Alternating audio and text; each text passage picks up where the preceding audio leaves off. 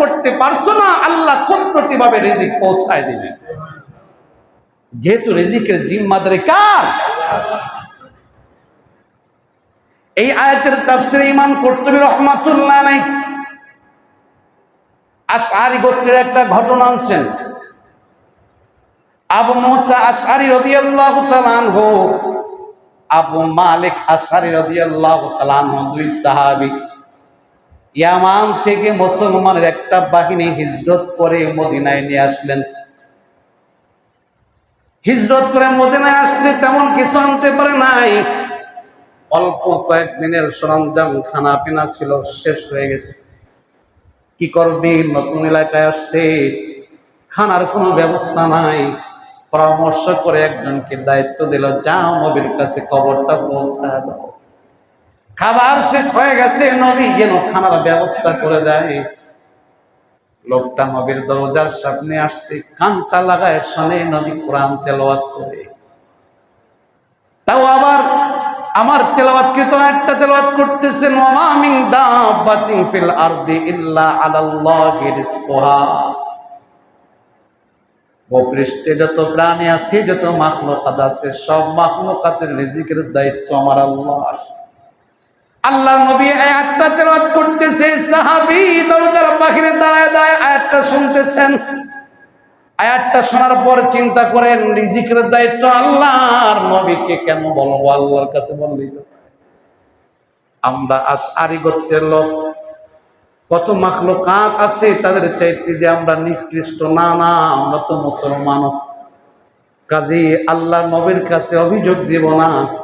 আল্লাহ আয়াতে কারিমায় বলছে রিজিক দেওয়ার মালিক আল্লাহ। আল্লাহ পাকে আমাদেরকে রিজিক দেবে, এই একিন, এই বিশ্বাস নিয়ে আল্লাহর বান্দা চলে গেছেন। সাথী সঙ্গেরা জিজ্ঞাসা করে, পয়গম্বরকে বলছো? বলে, কথা শোনো, কথা শোনো, সুসংবাদ নাও, আল্লাহর পক্ষ থেকে অচিরেই তোমাদের কাছে সাহায্য আসতেছে। সুবহানাল্লাহ। আর কিছু বলেন নাই, বলে সুসংবাদ নাও, আল্লাহর পক্ষ থেকে অচিরেই তোমাদের কাছে সাহায্য আসবে। লোকেরা মনে করছে হয়তো পয়গম্বরের কাছে ঘটনা বর্ণনা করছে, পয়গম্বর খাবার পাঠায় দিল। সবাই তো অপেক্ষমান। কিছুক্ষণ পর দেখে দুইজন খানসা ভর্তি রুটি আর গোশত নিয়ে চলে আসছে। সুবহানাল্লাহ। লোকজন যারা ছিল সবাই তৃপ্তি সহকারে খানা খাইছে, রুটিও খাইছে, গোশত খাইছে। খাওয়ার পরে দেখে আরো কিছু গোশত বাকি আছে, রুটি এখনো কিছু রয়ে গেছে। বলে, এগুলো পয়গম্বরের কাছে পাঠায় দাও, নবীকে জানায় দাও আপনি যে খাবার পাঠাইছেন, খানা শেষ করতে পারে নাই, কিছু খাবার বেঁচে গেছে। কয়েকজন লোক দিয়ে নবীর কাছে খাবারটা পৌঁছায় দিলেন। নবী, আপনি যে খাবার পাঠাইছেন, সব খাবার খাইতে পারি নাই, আমরা তৃপ্তি সহকারে শেষ করেছি, এখনো কিছু খাবার বাকি রয়েছে, খাবারগুলো আপনার কাছে পৌঁছাই দিলাম, আপনি অন্যদেরকে খাওয়াইতে পারেন। নবী বলে, কি বলো? আমি তো খাবার পাঠাই নাই। তোমরা বলছো আমি নবী খানা পাঠাইছি, কই আমি তো খাবার পাঠাই নাই। বলে, আশ্চর্য ব্যাপার, আমরা তো জানি আপনি খাবার পাঠাইছেন, আপনার কাছে অমুককে পাঠাইছিলাম। বলে, তাকে ডাকো। ডাকা হলো। বলে, কই? তুমি তো আমার কাছে কিছু বলে নাই। সাহাবী বলে, পয়গম্বর, আমি আসছিলাম আপনার কাছে বলতে, দরজার বাহিরে দাঁড়ায় কান লাগায় শুনলাম আল্লাহর কালাম আপনি তেলাওয়াত করতেছেন, ওয়া মিন দাব্বাতিন ফিল আরদি ইল্লা আলাল্লাহি রিজকুহা। সাথে সাথে অন্তরে চিন্তা আসলো, রিজিক দেওয়ার মালিক আল্লাহ, কেন পয়গম্বরের কাছে রিজিকের কথা বলবো? যে আল্লাহর দায়িত্ব নিয়েছে সে আল্লাহ আমাদেরকে খানা খাওয়াবে, এই বিশ্বাসে কিনে আমি চলে গেলাম। তার মধ্যে আমার মন বলে এটা আল্লাহর পক্ষ থেকে খাবার আসছে। নবী বলে, হ্যাঁ হ্যাঁ, আমি নবী পাঠাই নাই, যে খানা তুমি খাইলা এটা আসমানি খাবার। আরে ফেরেশতাদেরকে মানুষের সুরত বানা আল্লাহ পাক আসমান থেকে রুটি গোশত পাঠায় দিয়েছেন।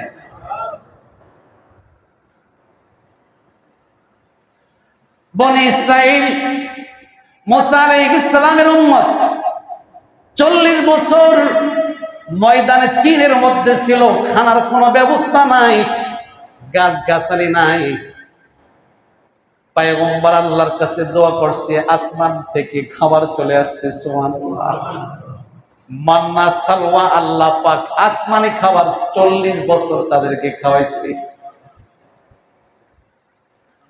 ঈসা আলাইহিস সালাতু ওয়াস সালামের উম্মতকে আল্লাহ পাক আসমান থেকে রুটি এবং মাছ ভুনা করে পাঠাইছেন। আরে আসমান থেকে রুটিও পাঠাইছেন, মাছ ভুনা পাঠাইছেন। আল্লাহ পাক রব্বুল আলামিন দেখায় দিলেন, বান্দা আমি ইচ্ছা করলে তোর কাজ লাগবে না, বিনা পরিশ্রমে আমি আল্লাহ খাওয়াইতে পারি। তবে এটা আমি আল্লাহর সাধারণ নিয়ম না। সাধারণ নিয়ম হলো আমি আল্লাহ কাজের কিছু ব্যবস্থা করে দিলাম, কর্মের কিছু ব্যবস্থা করে দিলাম। নামাজ আদায় করে যার যার কাজে বের হয়ে যাও।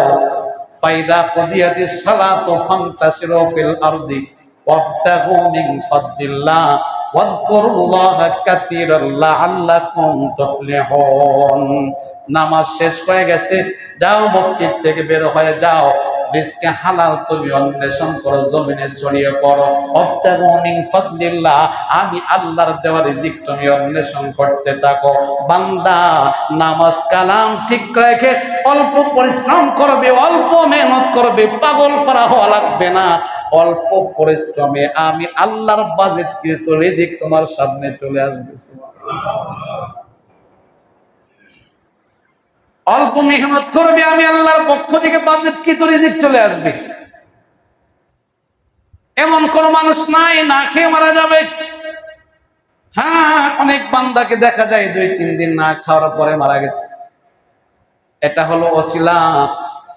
মানুষের হায়াত যতক্ষণ পর্যন্ত থাকে আল্লাহ ততক্ষণ ফেরেশতার মাধ্যমে রিজিকের ফয়সালা করেন। হায়াত যখন শেষ পর্যায়ে এসে যায় আল্লাহ পাক একটা ওসিলা দিয়ে তাদেরকে নিয়ে যান। কারো মৃত্যুর ওসিলা হয় অ্যাক্সিডেন্ট করে মৃত্যুবরণ করে, কাউ অসুস্থতার কারণে মৃত্যুবরণ করে, কেউ আগুনে পুড়ে মরে, কেউ পানির মধ্যে ডুবে মরে। এটা হলো একটা ওসিলা। একই ভাবে কোন বান্দার হায়াত শেষ হয়ে গেছে, তার ওসিলা হবে, মৃত্যুর ওসিলাটা হবে 1-2 দিন না খেয়ে থাকা। আমরা হয়তো বলি সে খানা খাইতে পারলে মনে হয় বেঁচে যাইতো না। আল্লাহ পাক এই ওসিলা দিয়ে তার রূহটা দুনিয়ার থেকে নিয়ে চলে যাইতেছেন। কারো হায়াত থাকবে আর সে না খেয়ে জীবন কাটাবে, হবে না। আল্লাহ পাক যে কোনো উপায়ে হোক তার কাছে খাবার পৌঁছায় দিবে। তো আমরা নামাজ কালাম ঠিক রেখে কিছু সময় মেহনত করব, পরিশ্রম করব রিজকে হালালের জন্য। খবরদার আল্লাহ পাক বলে হারাম উপার্জন করবে না, হালাল রিজকে হালাল। সব মানুষদেরকে হালালের কথা বলছেন, ইয়া আইয়ুহান নাস কুলু মিম্মা ফিল আরদি হালালান তাইয়্যিবা। আল্লাহ পাক বলে হে লোক সকল, আমভাবে সবাইকে বলছেন ইয়া আইয়ুহান নাস কুলু মিম্মা ফিল আরদি হালালান তাইয়্যিবা। জমিনের হালাল পাক পবিত্র খাবার তুমি ভক্ষণ করো। ওয়ালা তাত্তাবিউ খুতুওয়াতিশ শাইতান, শয়তানের পদাঙ্ক অনুসরণ করিও না। ইন্নাহু লাকুম আদুউম মুবিন, নিশ্চয় শয়তান তোমাদের প্রকাশ্য দুশমন। এবার আল্লাহ পাক ঈমানদারদেরকে খাস করে বলেন, ইয়া আইয়ুহাল্লাযীনা আমানু কুলু মিম্মা রাযাকনাকুম ওয়াশকুরু লিল্লাহি ইন কুনতুম ইয়্যাহু তা'বুদুন। ইয়া আইয়ুহাল্লাযীনা আমানু কুলু মিন তাইয়্যিবাতি মা রাযাকনাকুম ওয়াশকুরু লিল্লাহি ইন কুনতুম ইয়্যাহু তা'বুদুন। হে ঈমানদারেরা, তোমরা আল্লাহর দেওয়া পাক পবিত্র রিজিক ভক্ষণ করো। এখানে আল্লাহ পাক ঈমানদারদেরকে খাস করে বললেন। আর আয়াতের মধ্যে নবীদেরকে বলে ইয়া আইয়ুহার রাসূল কুলু মিনাত তাইয়্যিবাতি ওয়া'মালু সালিহান। হে রাসূলগণ, তোমরা পাক পবিত্র খানা খাও। ইয়া আইয়ুহার রাসূল কুলু মিনাত তাইয়্যিবাতি ওয়া'মালু সালিহান, পাক পবিত্র খাবার ভক্ষণ করো, নেক আমল করো। আল্লাহ পাক রব্বুল আলামিন বলে পাক পবিত্র খাবার তোমরা খাও। প্রথম পর্যায়ে সব মানুষদেরকে বললেন, এরপরে আবার ঈমানদারদেরকে খাস করে বললেন, এরপরে আবার নবীদেরকেও বললেন সাবধান, হারাম খাবে না, পাক পবিত্র খাবার খাবে। যে বান্দা পাক পবিত্র খাবার খায় তার মধ্যে নূর তৈরি চলে আসে, সুবহানাল্লাহ। আর যে বান্দা পাক পবিত্র খাবার খায়, হালাল রিজিক ভক্ষণ করে, তার অন্তরের মধ্যে নূর চমকাইতে থাকে, সুবহানাল্লাহ। সেই ইবাদতের তৌফিক প্রাপ্ত হয়। যে বান্দা পাক পবিত্র খানা খায় তার মধ্যে সৎ সাহস পয়দা হয়। যে বান্দা রিজকে হালাল ভক্ষণ করে তার অন্তরের মধ্যে ইবাদত করতেই মন চায়, ইবাদত করতেই মন চায়, ইবাদত করতেই মন চায়। পাক পবিত্র হালাল খানার মধ্যে ইবাদতের আগ্রহ বাড়ে, হারাম খানার মধ্যে ইবাদতের আগ্রহ কমে যায়। হারাম পেটের মধ্যে ঢুকলে নামাজ পড়তে মন চায় না, হারাম পেটের মধ্যে থাকলে রোজা রাখতে মন চায় না, হারাম পেটের মধ্যে থাকলে ভালো কথা বলতে মন চায় না, হারাম পেটের মধ্যে থাকলে ওই বান্দা মানুষের সাথে ভালো ব্যবহার করতে মন চায় না, কারণ হারামের প্রভাব তার মধ্যে আছে। এই জন্য রিজকে হালাল অন্বেষণ করো। হ্যাঁ, হালাল আসতে একটু সময় লাগলে অপেক্ষা করো, একটু পরিশ্রম করো, হালাল আসতেছে না অপেক্ষা করো, আল্লাহ পাক পরীক্ষা করবেন, একটু পরে ঘুরায় দিবেন। আল্লাহ পাক পরীক্ষা করার জন্য সাময়িক হয়তো খাবার বন্ধ করবে, দেখি বান্দা হালাল হারাম যাচাই বাছাই করে কিনা। পরীক্ষার শেষ, প্রতিজ্ঞা করো এক বেলা না খেয়ে থাকবো, হারাম খাবো না। পরীক্ষাতে কামিয়াব, আল্লাহ পাক হালাল পন্থায় খাবার পৌঁছায় দিন। আরে দারুল দেওবন্দের মাদ্রাসার পাশে একজন দিন মজুর ছিল, ঘাস কেটে বাজারে ঘাস বিক্রি করত। প্রতিদিনের অভ্যাস হলো এক আটি ঘাস কাটবে আর বাজারে 6 পয়সা দিয়ে বিক্রি করবে। 2 পয়সা নিজের পরিবারের পিছনে খরচ করবে, 2 পয়সা গরিব মিসকিনদের পিছনে খরচ করবে, আর 2 পয়সা জমা করে রাখবে। আল্লাহর বান্দার ঘাস কেনার জন্য অনেক মানুষ আগের থেকে অপেক্ষমান থাকতো, মানুষের মধ্যে প্রতিযোগিতা শুরু হইতো, তার ঘাসটা আমার কিনতে হবে। তার নীতি ঠিক ছিল, বলে লোক বেশি আসলে দাম বাড়াবো না, না লোক কম, এখনো যে দাম, মানুষের ভিড় হলে একই দাম বাড়াবো না। আমাদের হালাত উল্টা, একটা মালের শর্ট পড়ছে, ক্রাইসিস দেখা গেছে, শুনতে পাইছে মালটা বেশি নাই, দোকানদার সাথে সাথে 100 টাকা বাড়াই দিছে, অথচ আগের থেকে কম দামে তার খরিদ করা। নীতি ছিল যেমন দামে আমি আগে বিক্রি করছি সেই দামে এখন বিক্রি করব, আমি মানুষের উপর জুলুম করব না। ক্রাইসিস দেখা গেছে, মালটা কম হয়ে গেছে, অসুবিধা কোথায়? আগে যেই দামে বিক্রি করছি এখন সেই দামে বিক্রি করব। এই মূল নীতি যারা ধরে রাখবে, কসম আল্লাহর, আল্লাহ পাক তার ব্যবসার মধ্যে বরকত দেবে, ঠিক কিনা? বরকতের মালিক তো আল্লাহ, নীতি যদি ঠিক রাখেন আল্লাহ বরকত দিবে। তো আল্লাহর বান্দা নীতি ঠিক রাখছে, মানুষ আগ্রহ করে বসে থাকে ওই লোকটার ঘাস আসলে খরিদ করব, কারণ তার ঘাস গাভীকে খাওয়াইলে গাভীতে দুধ বেশি হয়। সুবহানাল্লাহ বলে। এই জন্য প্রতিযোগিতা কিন্তু দাম বাড়ায় না। সারা বছর হিসাব করে দেখে 60 টাকার একটু বেশি পয়সা জমা হয়েছে, আল্লাহর বান্দা আলেম ওলামাদেরকে দাওয়াত দেয়, দারুল দেওবন্দ মাদ্রাসার হুজুরদেরকে দাওয়াত দেয়, হুজুর আমি একবেলা খানা খাওয়াবো। আলেমদের মধ্যে কাসেম নানুতুবি রহমাতুল্লাহ আলাইহি আছে। হুজুররা আগ্রহের সাথে গরিব মানুষটার বাড়ি খানা খেতে আসে।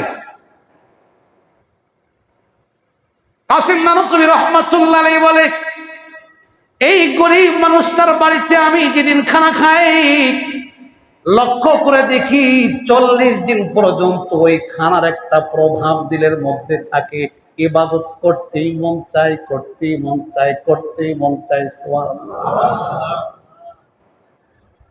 কাসেম নানুতুবি রহমাতুল্লাহ আলাইহি বলে, আমরা মাদ্রাসার শিক্ষকরা অপেক্ষায় থাকতাম 1 বছর পার হলে ওই গরিব মানুষটা দাওয়াত দিবে, তার বাড়িতে খানা খেতে যাব, আমরা অপেক্ষায় থাকতাম। আবার কত কোটিপতিওয়ালা বান্দা দাওয়াত দিতে আসতো, আমরা দাওয়াত নিতাম না, কারণ জানি তার ঘরে আহার করলে দিলটা মরে যাবে, কারণ তার ইনকামটা হালাল না, তার ইনকামটা হলো হারাম, তার খানা খেলে নামাজ পড়তে মন চাবে না, তার খানা খেলে রোজা রাখতে মন চাবে না, তার খানা খেলে আল্লাহকে ডাকতে মন চাবে না, তার খানা খেলে তাহাজ্জুদে ঘুম থেকে ওঠা যাবে না, তার খাবার খেলে ইশরাক করতে মন চাবে না, তার খাবার খেলে চাষ করতে মন চাবে না।